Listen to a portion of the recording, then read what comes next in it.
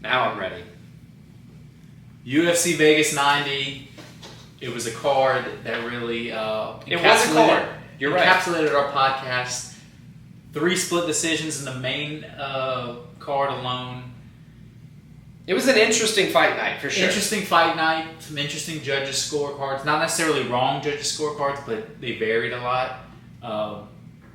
Main card had a lot going on. A lot to. It was a card that if you're a real diehard fan, you appreciated. But I could see how if you're not and you're just a casual fan, and I don't mean casual in a bad way. If you're just a casual fan, I mean casual in a bad way. You didn't care about this fight card. No, there was a bunch of with what we're leading up to this week.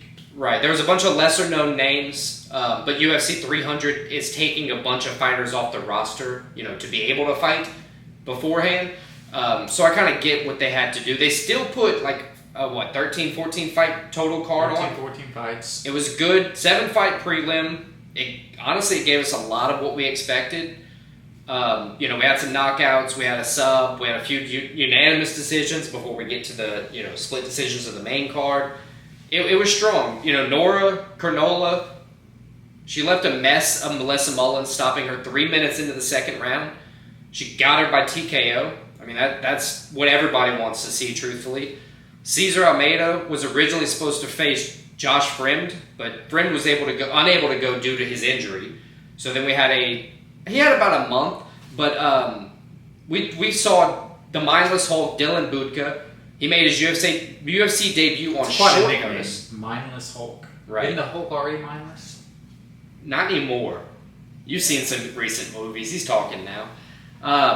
Almeida, he was able to put Buka down in 2 minutes into the second. So not the greatest showing, but it is short notice, like I said. So, he'll have another opportunity to jump back out there.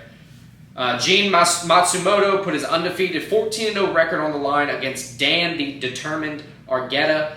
And unfortunately, this time the haircut did not work out. Argueta was subbed with 1 second left. Your haircut theory has been kind of iffy lately. No, it's still good. Oliveira dyed his hair back to blonde. He does that every fight now. We're going deep. So, anywho, but yeah, Matsumoto subbed Argueta. He did it with 1 second left in the second. And then the next 4 fights in the prelims, they closed out. They all had the judges busy. You had Victor Hugo Silva. He defended takedowns well. And, he led his way to a unanimous decision victory over Pedro Falco. Norma Dumont put on a ground game clinic to secure her unanimous decision over Jermaine Durandam. Sorry if I got that one. Duramity. Huh? Duramity. Duramity. Da-da-da-da-da. Duramity. She got 6 takedowns. Former champ. 10 total minutes of control. So very strong performance by Norma Dumont. And then afterwards, Lukas Brzeski did all he could to keep his job, defeating Walter Walker, the older brother of Johnny Walker, by unanimous decision. Yeah, it was a weird call. It was a weird fight because Walker kept taking him down, but he wasn't really doing too much. Right, absolutely. I thought Walker won the fight, but again, he didn't do enough to overwhelmingly win the fight. You're absolutely right. And then to cap off the prelims, Alex Morono outlasted Court McGee, going deep on a sub attempt, defending well throughout the fight, and doing enough to earn that decision, unanimous as well on the scorecards. So that's the prelims. Let's jump to what everybody wants to talk about. That's the main card, specifically the main event. Split decision win for Brendan Allen over Chris Curtis. He got revenge. I wouldn't say it's the revenge he wanted. He came in saying he was going to knock Chris Curtis out and finish the fight early. That didn't happen. As I said, split decision. This fight could have easily gone Chris Curtis's way. Yes. Without anything else happening. The judges could have gave it to Chris Curtis and you couldn't really complain about that. But Brendan Allen got the win. What do you think about the fight? Exactly like what you're saying. Leaving it up to the judges is not really ever what you want to do, and it's not how Brendan Allen wanted to. As much as a hot streak as he's been on lately, it was kind of a disappointing performance in my opinion for Brendan Allen. Look, it wasn't a fight where he comes in and it's like that guy's close to a title shot. Right. He obviously is because of his ranking, and he got the win, but it's like that wasn't an overwhelming, impressive performance. You're absolutely right. Looking at it right here, Chris Curtis had more significant strikes while Brendan Allen did take him down 6 times, he had a total of 6 minutes of ground control, which means most of the time Chris Curtis was getting right back up. No official sub attempt. I mean, 6 minutes of ground control is a good amount of time. That's through 5 rounds. That's still a good amount of time for 25 minutes. I'm sorry, that's through 5 rounds. It is a good amount of time, but when you're talking about securing 6 takedowns, you're only averaging 1 minute per. At that point, it's kind of like what you said. It's not the showing we're used to seeing from Brendan Allen, and maybe that's just to say that Chris Curtis is that good. You know, I think that Brendan Allen did do enough to match up well with Brendan Allen. Obviously. At the very least, yeah. He did rock Brendan Allen again. He didn't get to finish it like he did last time. And then honestly, Brendan Allen you probably say he won the fight in the last half of the 5th round. Yeah, that hamstring injury. And it was when Chris Curtis literally tore his hamstring and he couldn't really. That's when Brendan Allen really had his best performance on the feet. Right. But regardless, Brendan Allen won the fight, keeps his streak alive. He's still he was number 6 in this fight. He's probably going to be a top 5 fighter. Yeah, I have to imagine. So at the end of the day, he didn't hurt his stock at all. It just wasn't the overwhelming performance it could have been. Right. That we have seen leading up to this fight. Leading up to it. His call out was Giagos, of course. I don't think he's quite ready for that. I would like to see. He was originally supposed to fight Marvin Vettori. Yeah. I would like to see that fight happen because I think that would be a good matchup between the two. I could see that happening. Outside of that, I think a rematch with Sean Strickland. You know, Strickland losing the title, being up there in the rankings. Vettori backing out and then just talking shit after backing out isn't a great look. Injury's an injury, though. No, I'm just saying it's not a great look whenever, you didn't fight, so the guy's just not going to bother with you. They normally don't just reschedule the guy who got injured to somebody, especially if they won, Yeah, I agree. So I think you're likely to get a Sean Strickland rematch before a Vettori fight, realistically. I also got Nasruddin Imavov, a big ground game guy who, he's coming off of a kind of the same, similar style performance. A lot of ground game work with some, forced mixture of the hands in there. I think one of those 3 would be a great option. But, what do you think? Yeah, I would like to see either Vettori, as I said, or I wouldn't mind seeing Sean Strickland. And then even Chris Curtis. Sean Strickland even said it. Why not run this back a 3rd time? Yeah, you gotta. After he knocked you out once, you split decisioned him. And they both coming in when Chris Curtis came in on short notice, right? Torn hammy. Right. Give him a full camp of a scheduled fight. That could be something that could take place. Let's move on to co-main. Another split decision. Damon the Leech Jackson getting back in the win column over Anthony Hernandez. Honestly, I don't think this should have been a split decision. I think he won the first 2 rounds.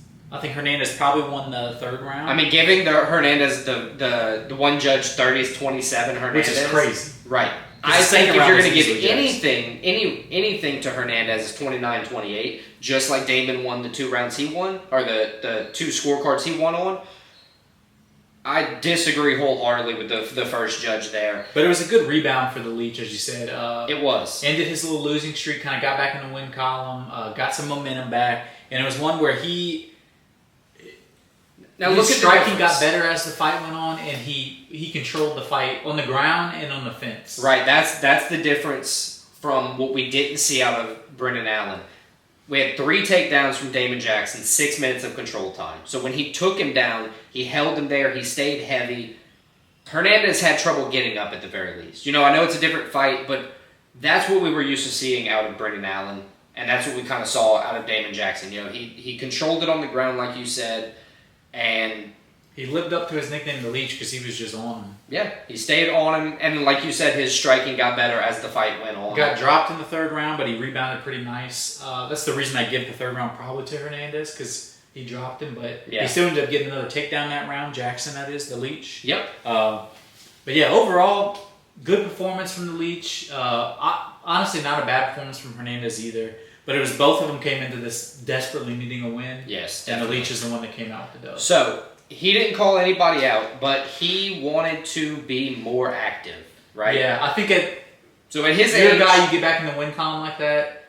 That's all you can hope for. Yeah, you're just like, give me another fight, I need to get out there again. So, I got 3 options that are all, right around his age. He's 35. That's another big thing that they like to do. They don't want to necessarily put the 35-year-old against Rosa Jr., the 19-year-old. They give him vets a lot of the times.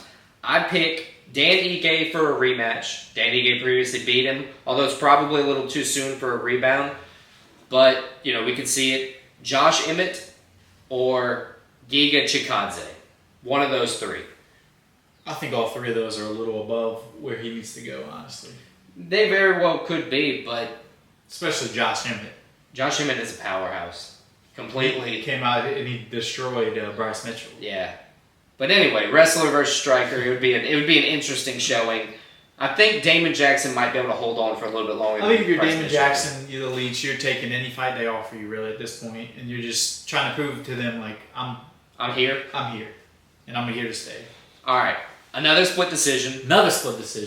And another one that, honestly, the judges were all over the scorecard. Mariscal got the dub over Charriere. One judge had it 30-27 Charriere. Yeah. Which, honestly, looking at the fight, each round was close enough where it could have gone that way. I honestly had it 2 rounds to 1 Charriere.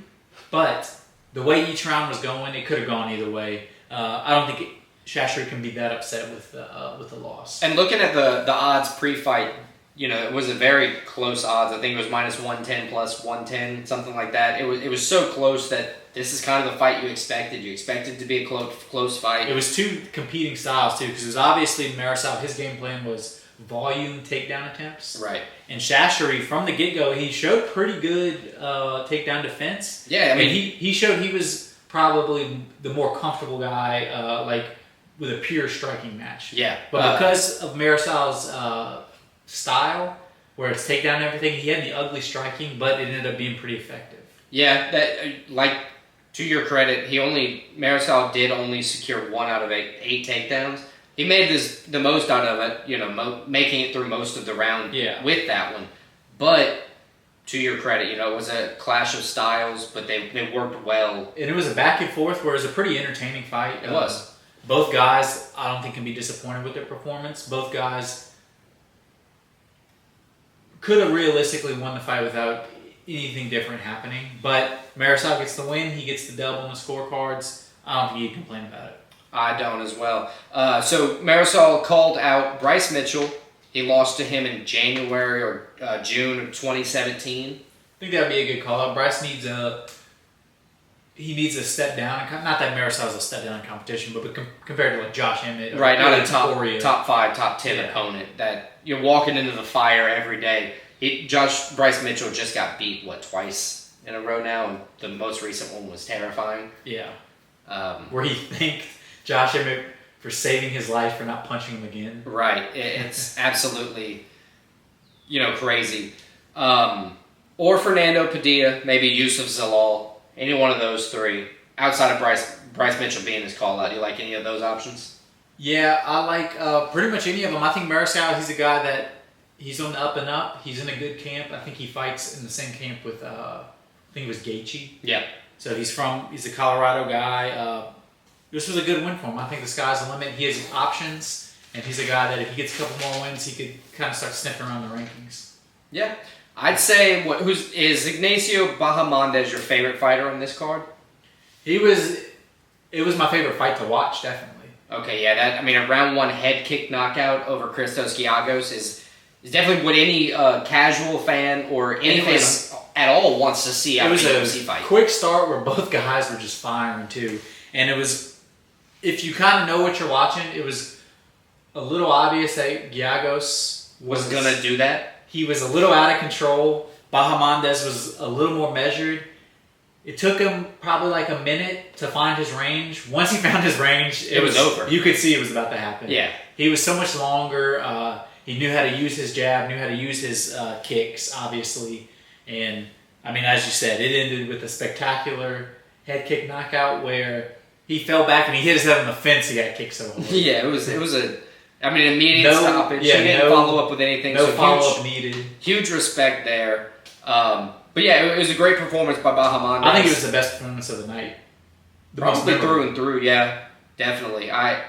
outside of any like underdogs winning or anything, it was probably like the cleanest performance out of all. Like if you watch this whole fight card, besides obviously the main events because the two biggest names, the thing you're gonna remember the most is a Bahamondes head kick, right? And then moving on to the main card opener, Trevor Peek versus Charlie Campbell. This was the unanimous decision win for Campbell. That I think this one could have been a split decision. It could have been. I think they got it right on this one. I think they did get it right. I think Campbell did win the fight.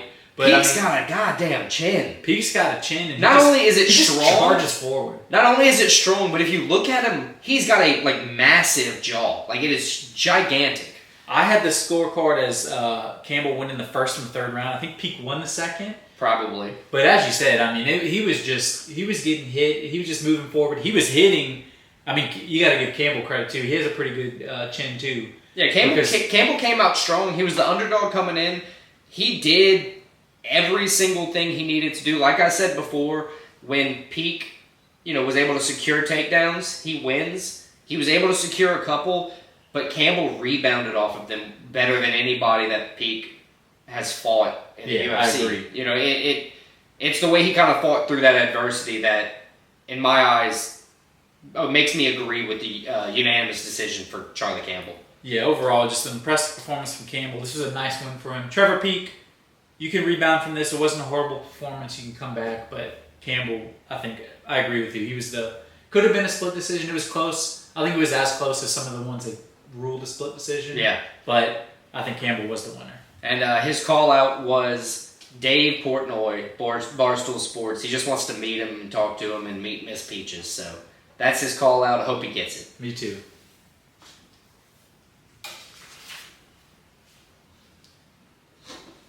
I wonder why this thing just... What stopped? The camera? No, just the...